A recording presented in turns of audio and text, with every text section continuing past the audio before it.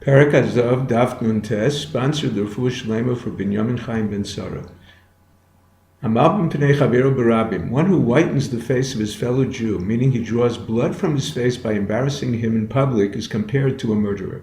He descends to Gehenna but does not ascend. The Gemara includes in this punishment even calling someone by a nickname, even though the person is accustomed to hearing it and is not so embarrassed. Embarrassing a fellow Jew is a greater sin than cohabiting with a suffocacious Isha, questionable married woman. Although King David had all his soldiers give divorces to their wives to be effective retroactively in the event they were killed in battle, he cohabited with Bathsheba while her husband was still alive.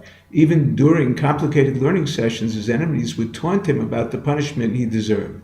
Unlike his tormentors, in spite of his sin, he did not lose his share in the world to come. One should even give up his life not to embarrass another Jew. Tamar would not publicize Yehuda as the one who impregnated her. She was prepared to be burned at the stake rather than embarrass him.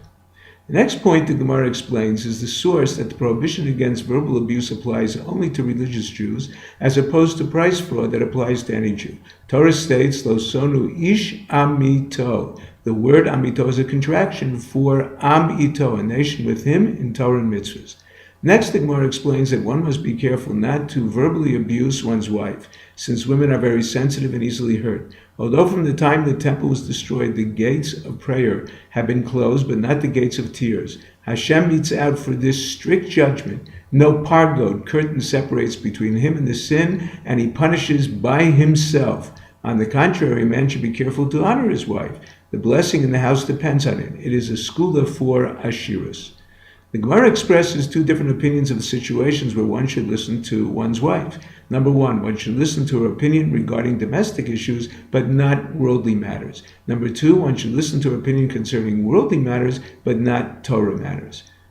The Gemara digresses to a famous story about the tanur of Shel Achnai, the oven of the coiled serpent, to show how careful we have to be not to disparage the Talmid Chacham, because all the gates are closed except the gates of Onas Devarim, verbal abuse. Rabbi Eliezer argued with the sages concerning an earthenware oven, not fully hardened in a kiln. It was made of sections held together by sand-based cement. Rabbi Eliezer held it was a kli adama, an unbaked oven kli, not susceptible to tumah, whereas the Chachamim held, since the earthenware sections were hardened in a kiln, it had the status of a kli cheres that was susceptible to tumah.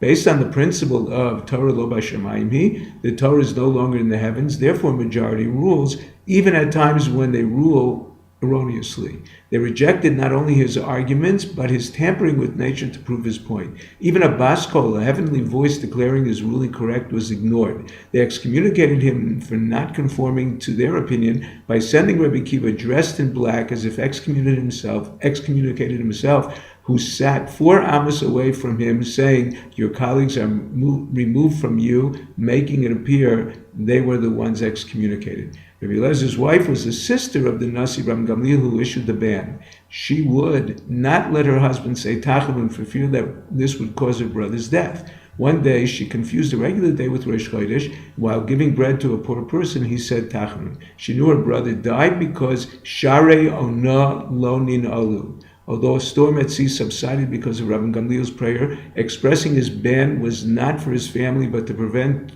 2 Torahs from developing in Klal Yisrael, and the storm subsequently subsided. His merit could not save him against the Tachanun that Rabbi Eliezer said. One who verbally abuses or oppresses a convert violates 3 negative commandments. He may revert to his old ways if he does not feel a welcome part of our nation. The Torah states the reason, Ki gerim hayisem be'eretz Mitzrayim. We were strangers in the land of Egypt. Mum shebecha al tomer lechavercha. Do not criticize your fellow for a fault you possess.